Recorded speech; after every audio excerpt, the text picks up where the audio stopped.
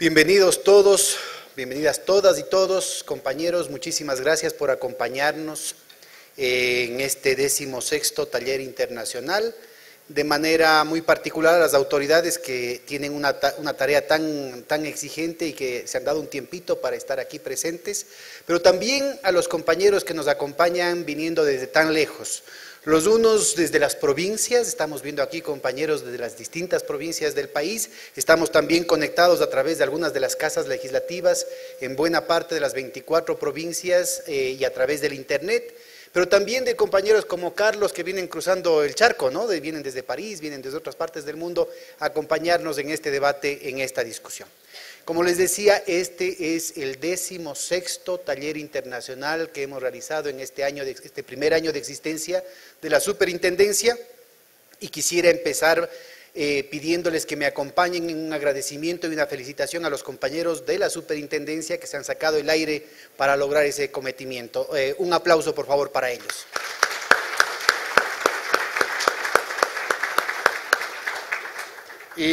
Bueno, miren, ustedes, aquí tenemos algunas láminas que quisiera que las proyecten, por favor. Pasemos al... Miren, lo que estamos haciendo ahora en el campo de las tecnologías de la información y la comunicación forma parte de toda una estrategia para transformar el funcionamiento de los mercados. Cuando el presidente de la República fue reelegido, él decía con mucha firmeza que había que transformar este Estado burgués en un Estado que represente el interés de la nación. Y nosotros modestamente diríamos que no solamente hay que transformar al Estado, también hay que transformar a los mercados. Esa vieja dicotomía entre Estado y mercado en realidad no solo que es estéril, sino que a veces esconde ideológicamente intereses muy concretos. Estado y mercado han estado sirviendo a los mismos amos. Y de lo que se trata es de sintonizar, de convertir a ambos en instrumentos al servicio de la sociedad. Y es precisamente en ese sentido lo que la Superintendencia ha estado organizando toda su labor, de alguna manera quitando el énfasis de otras autoridades de competencia de otros países y inclusive de la propia legislación que tenemos acá, con la Ley Orgánica de Regulación y Control del Poder de Mercado que está en vigencia desde octubre del 2011, que de alguna manera pone particular atención en el aspecto punitivo. Desde nuestra perspectiva, lo fundamental aquí es construir ciudadanía, es construir tejido social. No se trata solamente de bloquear de manera categórica la continuación de políticas, de estrategias rentistas, predatorias, parasitarias de parte de ciertos operadores económicos, sino al mismo tiempo abrir las puertas de manera concreta y operativa hacia la articulación diferente de otras lógicas sociales. Hay que romper con la dictadura del capital y sobre todo el capital monopólico y financiero externo y abrir las puertas que permitan otro tipo de funcionamiento en el que la iniciativa de la gente pueda desplegarse, en la que la creatividad hasta ahora bloqueada de manera sistemática por los mercados, por el Estado, por la falta de respaldo tecnológico, por la falta de respaldo financiero, por una serie de condiciones institucionales, por fin den paso a una sociedad verdaderamente plural en el que esa energía productiva pueda en realidad permitirnos defender a todos la economía de nuestras familias, la economía de nuestras comunidades. Por eso ahora vamos a trabajar con 3 conceptos fundamentales en el proceso constituyente que vive el país: economía popular y solidaria, nueva arquitectura financiera y tecnologías de la información y la comunicación. En este nuevo trazado de la cancha de los mercados, que estamos haciéndolo sector por sector, ustedes pueden encontrar en la página web nuestra www.scpm,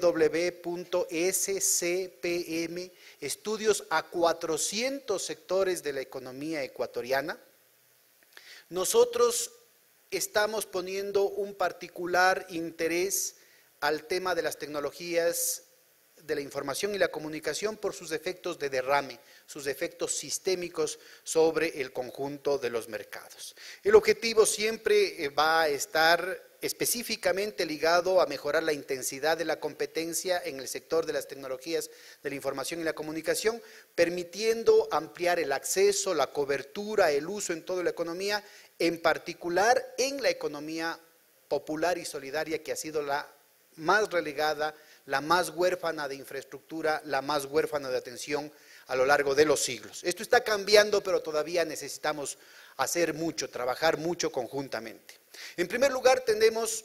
que hay una serie de estudios de barrido, estos 400 sectores, los indicadores que les hacía referencia, nos muestran que tenemos monopolios hasta en la sopa,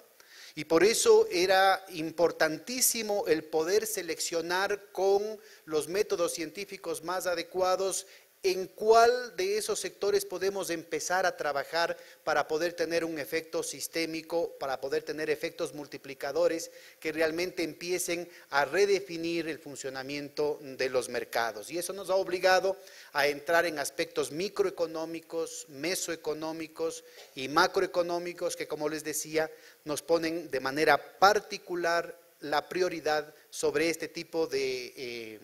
mercados, de sectores, cuya dinámica tecnológica puede arrastrar al conjunto de la economía del país y que de manera estratégica podría abrir las puertas para otro tipo de posicionamiento de la pequeña y la mediana empresa, de las cooperativas, de las comunidades indígenas, de las iniciativas productivas y financieras populares en los rincones más apartados del país. En el marco del proceso que estamos viviendo, las cosas no se resuelven solamente con una propuesta académica o tecnocrática. No se trata de tener lindos diseños detrás del escritorio, se necesita construir ciudadanía, se necesita cambiar el balance de poder para que efectivamente los mercados empiecen a funcionar en favor de la gente, que no sigan siendo instrumentos de más concentración, de más exclusión, de más explotación, sino que al contrario se conviertan en espacios de movilización de esa energía creativa que la tenemos todos nosotros, pero que lastimosamente solamente en casos muy específicos de la cúspide de la pirámide social pueden tener el privilegio de poder desplegarse productivamente. Por eso es que es fundamental el tener este esfuerzo de trabajar desde la sociedad civil, rompiendo la visión estadocéntrica y paternalista de que la superintendencia de resolviendo todo. Estamos hablando de 400 sectores de la economía ecuatoriana, estamos hablando de todas las transacciones en todos los rincones del país, todos los días del año. Por cada intervención que haga la superintendencia, seguro van a haber millones de intervenciones que no las pueda hacer. Y no se trata de que paternalistamente el Estado, la superintendencia nos dé resolviendo las cosas, como decimos en Quito. De lo que se trata es que el ciudadano se empodere y desde la dignidad, desde el conocimiento de causa, pueda defender el cumplimiento de sus derechos y pueda ampliar esos derechos, derechos sociales, civiles, culturales, políticos, pero de manera fundamental también los económicos. Y por eso es necesario el replantearnos un proceso de movilización de la ciudadanía en esta lucha a las prácticas oligárquicas e imperiales, a las prácticas de las grandes empresas que han estado controlando el aparato productivo y la dinámica económica durante 500 años en el país, reproduciendo una matriz de concentración del poder económico y político. Si tenemos que luchar en contra de los monopolios, pues tenemos que empezar rompiendo los monopolios del conocimiento. Tenemos que romper el hecho de que 2, 3 gurús son los que terminan teniendo la última palabra en cada aspecto de la vida nacional. Y por lo general esos gurús siempre están en las grandes ciudades, ¿no es cierto? Por eso es tan fundamental el hecho de poder tener este esfuerzo de participación, y les agradezco de manera muy sentida por su presencia aquí a los compañeros de todas las provincias, a quienes nos están siguiendo a través del internet, a los que se están conectando de una u otra manera. Crucial en este esfuerzo el privilegiar una alianza estratégica con la academia, recuperar el rol de las universidades, esa antena sensible de la sociedad de la que hablaba Manuel Agustín Aguirre, justamente para permitir, por un lado, construir lo que se conocen como comunidades epistémicas, la democratización del conocimiento, la instalación del diálogo en un nivel riguroso, responsable, técnico, que evite cualquier tipo de sesgos políticos o de revanchas personales o entre empresas, pero que al mismo tiempo se convierta en un espacio de multiplicación para el conjunto de la ciudadanía, precisamente para que esa movilización informada nos permita conquistar derechos aquí y ahora. Estamos trabajando, no es específico para el tema de información y comunicación, pero estamos trabajando en redes de observatorios locales en todas las provincias del país, en precios y calidad de los alimentos, de los medicamentos, de los materiales de construcción, pero esto forma parte de toda una estrategia que va a ir sector por sector y que va a tener elementos, externalidades positivas como las que vamos a discutir hoy día.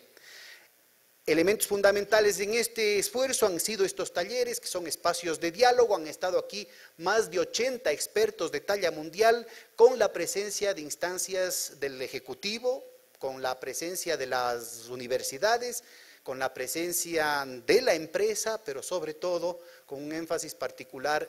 de una convocatoria a la presencia de la sociedad civil, a que se organice y a que se preocupe.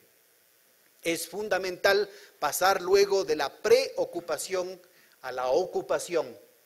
Desde el conocimiento de causa, construir derechos, desde el conocimiento de causa, construir este nuevo balance de poder. Por eso es que también está avanzando el esfuerzo de las redes sociales a través de Facebook, de Twitter, de los blogs, de todos, de los correos electrónicos, todos los espacios de discusión que se están haciendo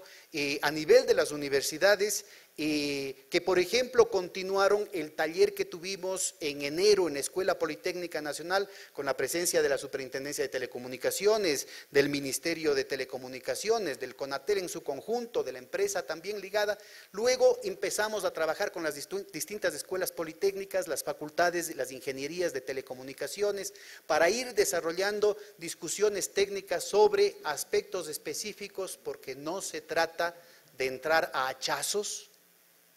No tenemos facultades, por ejemplo, como las que tiene la legislación estadounidense, de actuar sobre la estructura monopólica. Nuestra ley en ese sentido es muy débil, pero sí podemos actuar sobre los puntos neurálgicos del comportamiento para cambiar la dinámica de los mercados. Y es precisamente en ese sentido lo que hemos venido avanzando.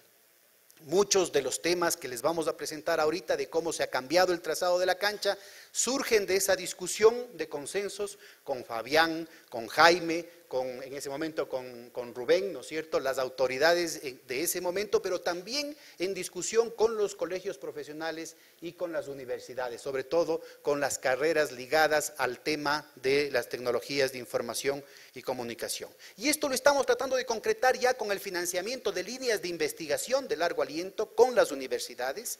con temas de tesis, con becas para aquellos estudiantes que quieran hacer investigaciones sobre los abusos del poder de mercado y encontrar las soluciones específicas, como las que vamos a discutir los días de hoy y de mañana, con becas para estudiantes, para profesores, para investigadores. En el caso de los estudiantes que quieran hacer las tesis, tienen todo el respaldo tanto del staff técnico de la superintendencia como de estos 80 y pico expertos internacionales. Ahora le vamos a torcer el brazo también a Carlos para que sea generoso y también nos pueda aportar a través del internet con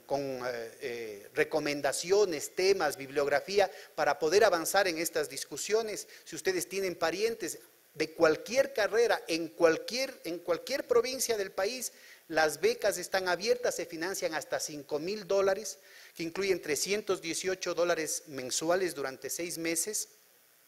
más los costos de laboratorio, los costos de encuestas, de software, de bibliografía contra factura.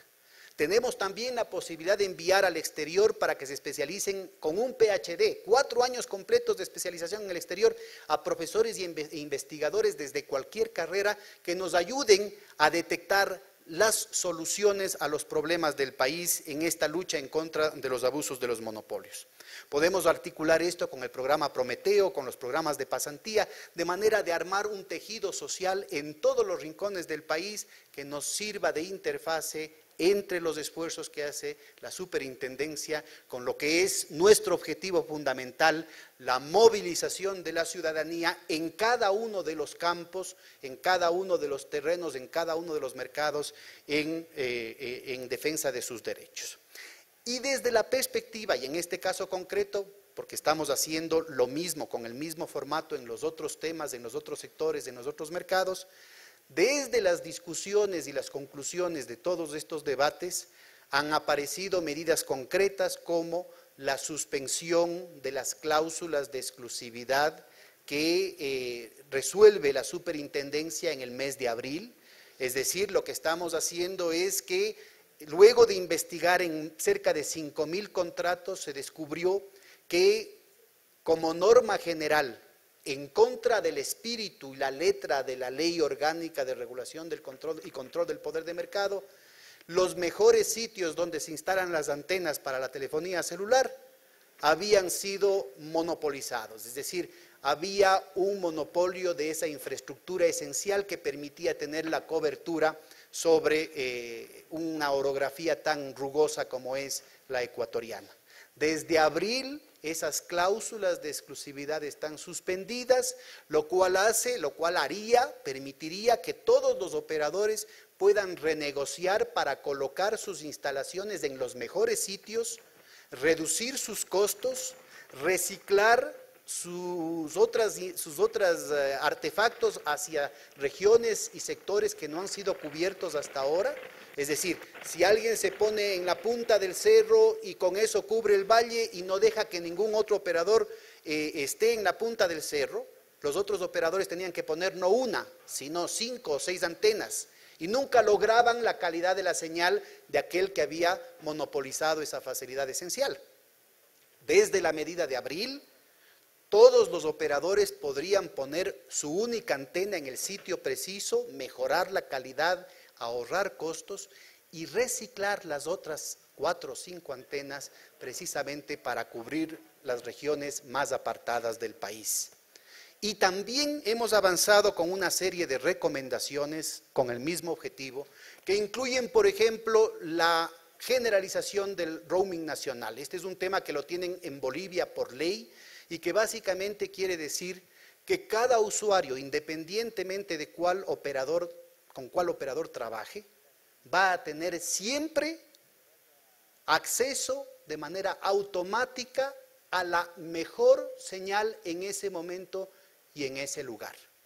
Es decir, lo que estamos hablando es de una posibilidad de crear un nuevo mercado que hoy no existe, de rentas, de arrendamientos entre los distintos operadores para que se arrienden entre sí sus instalaciones para ofrecer un servicio de mejor calidad a todos sus usuarios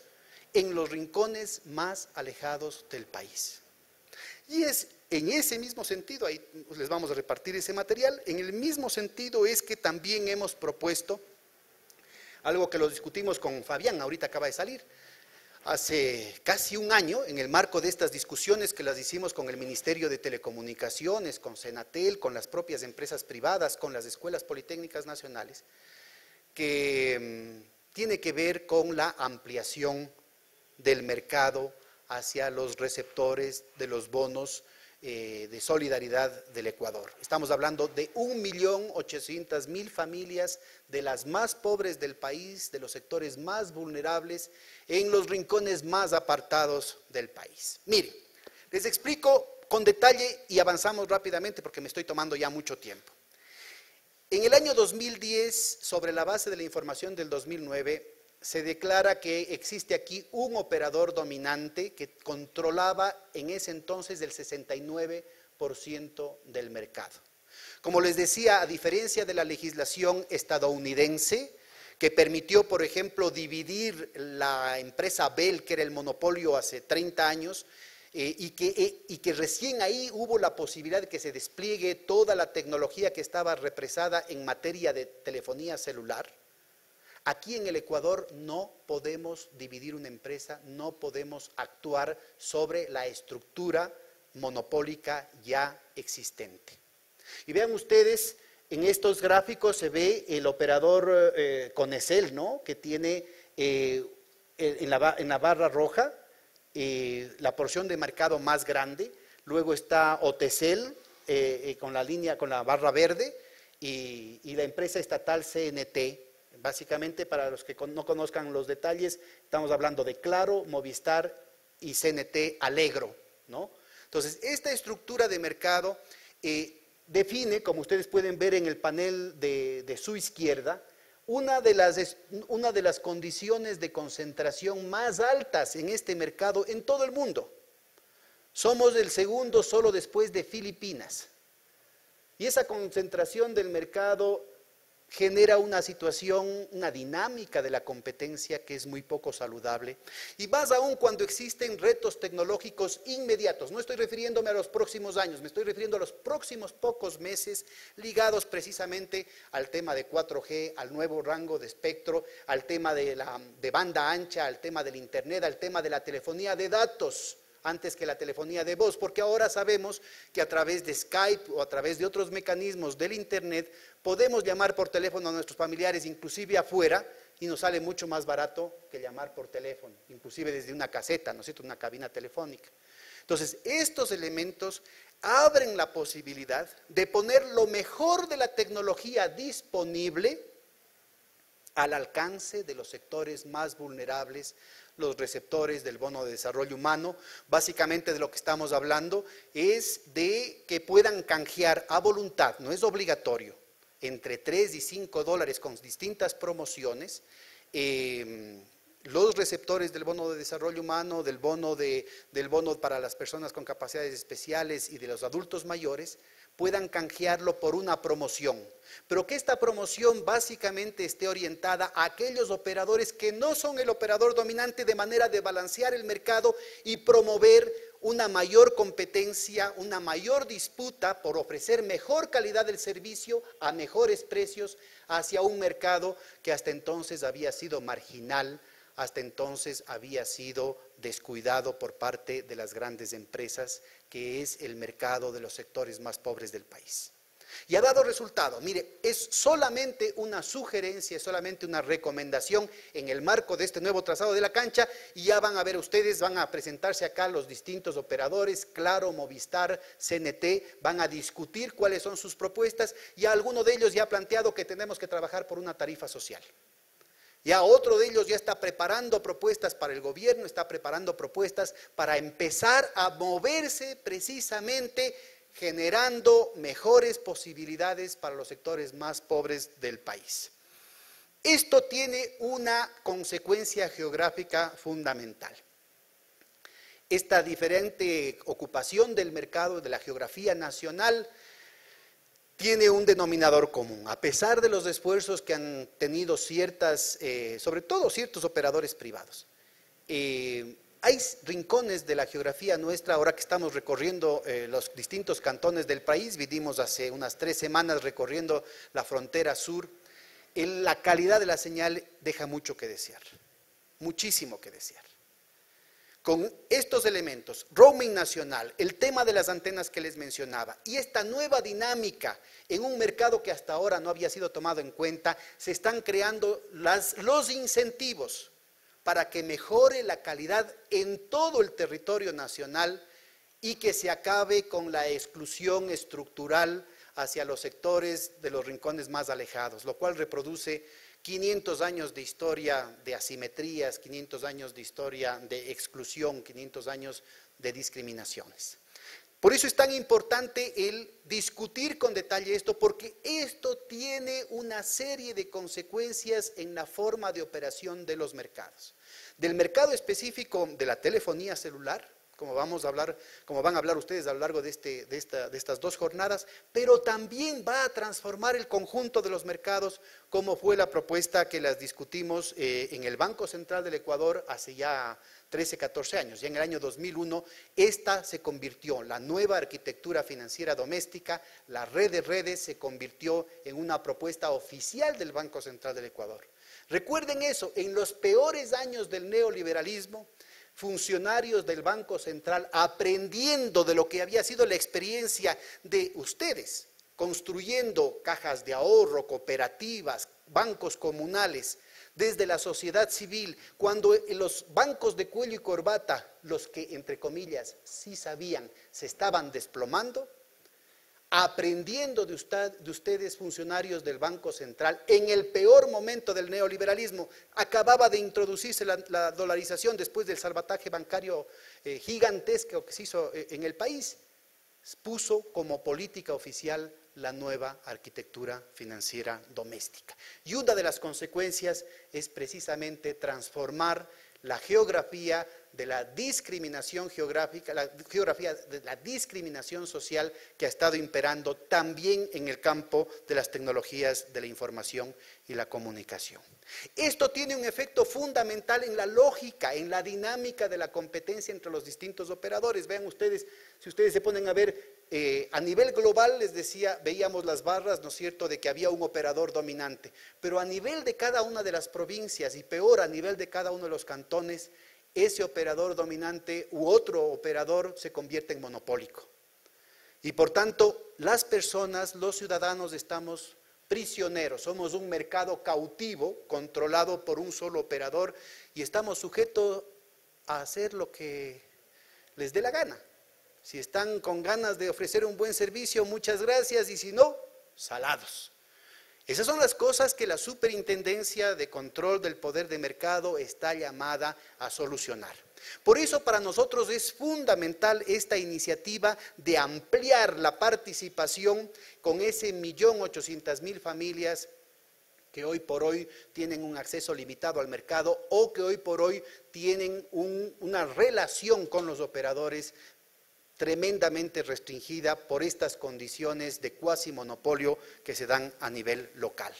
A pesar del crecimiento que se ha dado también en los sectores pobres por el esfuerzo que se ha hecho en los últimos años, vean ustedes, la tasa de crecimiento desde el 2009 para acá en los sectores más pobres del país ha sido de una cobertura, la tasa de crecimiento de la cobertura ha sido del 9.6% en comparación al 4% del resto de la sociedad. Todavía hay muchísimo trabajo que hacer.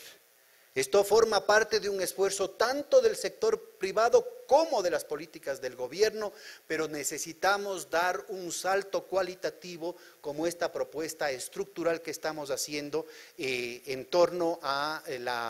la penetración de mercado a los receptores de los distintos bonos solidarios. La lógica de esto es desarrollar una serie de herramientas desde la competencia en el mercado, en el mercado específico de las tecnologías de la información y la comunicación, que directamente apunten a lo que en la Constitución se conoce como el summa causae, el buen vivir, o mejor traducido, el vivir en plenitud. Este no es un problema economicista, este es un problema integral para transformar nuestro modo de vida. Las políticas de competencia y de regulación y control sectorial necesitan intensificar la competencia para que los mercados sirvan a la sociedad y que no la sociedad esté sometida a los mercados. Esto implica que las empresas van a orientarse más al campo de la innovación y la generación de empleo y oportunidades que al tema de vivir de las rentas. El desarrollo económico de todos los sectores y sobre todo la inclusión social se convierten en eje de esta nueva estrategia que a su vez redunda en una nueva dinámica de competencia entre los sectores más abierta hacia la innovación y la generación de empleo y oportunidades que hacia una disputa oligopólica basadas en estrategias transnacionales de valorización que lastimosamente han estado muy presentes en los mercados ecuatorianos en las últimas décadas. Las dimensiones de esta reducción de la brecha tecnológica resultante de la transformación del mercado específico de telefonía celular son enormes y van mucho más allá del tema económico. Implican el acceso a la educación y a la cultura, reduciendo la brecha que existe ahorita. ¿Cómo comparamos, por más esfuerzos que se hayan hecho en los últimos años, la educación de un bachiller de un colegio como aquí, el Montúfar, el Mejía, el Benalcázar, aquí en Quito, ¿no es cierto?, los colegios de las grandes capitales, con la educación que se tiene en provincias, la educación que se tiene en las parroquias más alejadas? Ahora hay una oportunidad. A través del internet, si logramos entrenar a los profesores en estas nuevas tecnologías, los guaguas de la escuela, los muchachos del colegio van a poder saltarse la falta de infraestructura, la falta de bibliotecas adecuadas, haciendo sus consultas técnicas, los deberes que tienen que hacer cotidianamente a través del internet, teniendo acceso a lo mejor de la literatura universal, de la música, del cine, de la cultura en general. La posibilidad de cerrar la brecha tecnológica ahora se convierte en un elemento de inclusión y de democracia fundamental en términos de la formación de la creatividad de la gente. Pero además significa una mayor eficacia en las políticas sociales. Vea, Dios no quiera un brote de la gripe porcina. A través del teléfono celular en las manos de las familias más pobres en todos los rincones del país, se podrían ir haciendo un seguimiento de los síntomas de los enfermos hora por hora. O el caso de la alerta, por ejemplo, el volcán Tungurahua. Paso de la alerta amarilla a la alerta naranja, que usted lo recibiría pero en tiempo real a través de su teléfono celular. O el hecho de que a las madres de familia les avisen que ahora le toca la vacuna al guagua. O el hecho de que quienes están dando atención a los adultos mayores tengan tales o tales informaciones. O aquellos agricultores que podrían tener informes pormenorizados hora por hora, por ejemplo, de una sequía o de un incendio o de una inundación, o saber cuándo va a llover, o tener un servicio mucho más seguro y más ligado a la situación geográfica por parte del INAMI. Y lo propio se podría decir en el campo de la soberanía informática, ahora que sabemos la cuestión del señor Snowden y el hecho de que puede ser que nos estén espiando, ¿no es cierto? Toda la construcción de la soberanía del conocimiento y de la soberanía en este campo nuevo, ahora podría ser garantizado precisamente desde esta construcción desde abajo, desde el último rincón de la patria, que permitiría dejar al lado el tema de la delincuencia, el tema del narcotráfico, y que al mismo tiempo, como les decía hace un momento, podría estar directamente vinculado a tareas de defensa civil con una eficacia operativa inconmensurable en comparación a lo que ahora tenemos. Miren, pero además, y con esto ya finalmente acabo, además, tenemos una serie de externalidades positivas, una serie de derrames sobre el conjunto de los mercados. La propuesta de extender la telefonía celular hasta el último rincón del país con lo mejor de la tecnología para los sectores más pobres, más vulnerables, significa una transformación sistémica en la dinámica de los mercados, porque crea condiciones endógenas de desarrollo desde el territorio y desde la comunidad. Y esa es la propuesta. Aquí estamos empatando con la propuesta de la nueva arquitectura financiera doméstica a la que hacía referencia, nacida en el marco del florecimiento de las iniciativas financieras populares en medio de la crisis bancaria entre el 99 y 2000, y que ya fue adoptada como política oficial del Banco Central del Ecuador en el año 2001. Tenemos tres ejes fundamentales. La primera, la red de redes, es decir, la articulación del sistema electrónico de pagos del Banco Central del Ecuador, lo mejor en infraestructura, lo mejor en software, lo mejor en hardware, diseñado originalmente para los grandes bancos transnacionales, ahora puesta al servicio de la gente. La articulación con las cooperativas, las cajas de ahorro local, los bancos comunales, los círculos solidarios, para construir circuitos locales de pago, circuitos locales de transaccionalidad que defiendan el ahorro para que la plata se quede en el territorio, en la localidad, que dejen de operar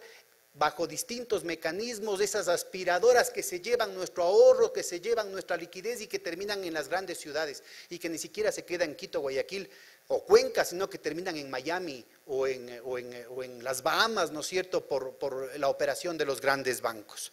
Necesitamos utilizar el dinero electrónico como un mecanismo que multiplique nuestras potencialidades, movilizando los recursos locales para generar otras opciones de empleo creativo, no solamente asalariado, sino en el marco de la cooperativa, en el marco del autoempleo, en el marco de las iniciativas que tenga la comunidad, ahí precisamente de acuerdo a las condiciones específicas del territorio. En segundo lugar, necesitamos armar una alianza estratégica de esta red de redes con Correos del Ecuador y la red de sucursales del Banco Nacional de Fomento, la nueva institución, para construir mercados nacionales horizontales con servicios modernos de paquetería, nuevas formas de transaccionalidad, de ahorro y de crédito.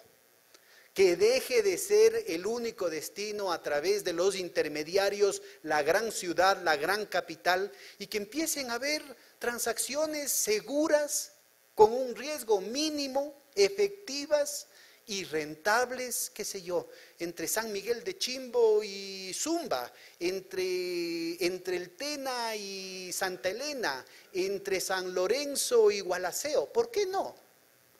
Ahora contamos con una infraestructura que nos permitiría desarrollar un mercado interno que reduzca nuestra dependencia del mercado de las grandes ciudades, que normalmente está orientado a la gente de más plata, o de los mercados externos. Peor aún ahora, cuando la crisis financiera mundial parece ser que va a tener un nuevo zambullón.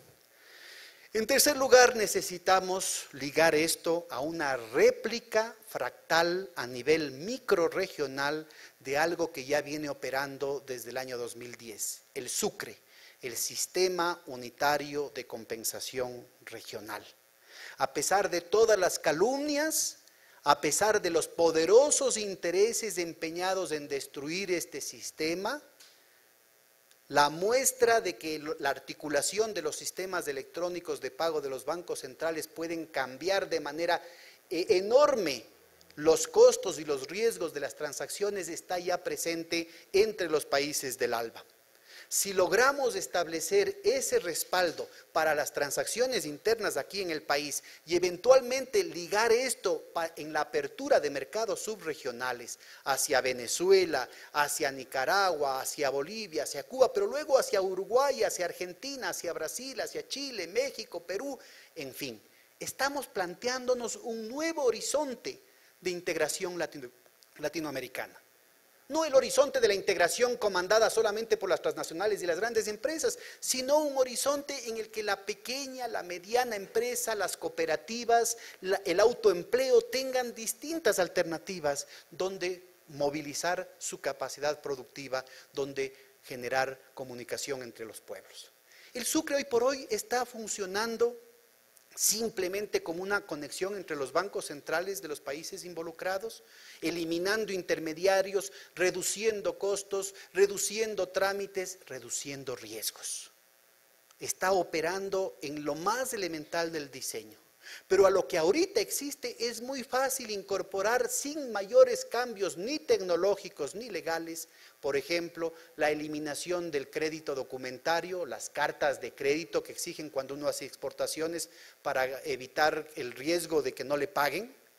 Eso se lo puede hacer inmediatamente porque los sistemas electrónicos de pago, el rato que usted hace una venta, puede aparecer claramente, aquí está la plata para pagarle, cumpla con la entrega y se le acredita en su cuenta, en la cuenta de su cooperativa o de su caja de ahorros.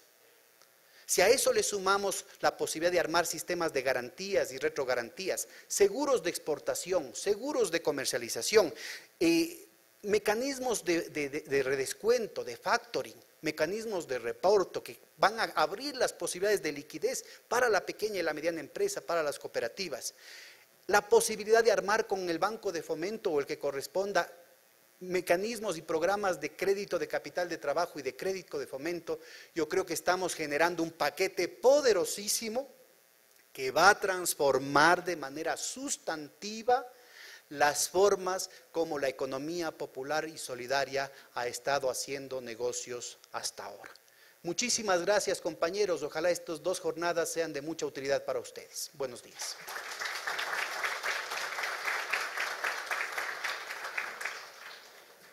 Agradecemos las palabras.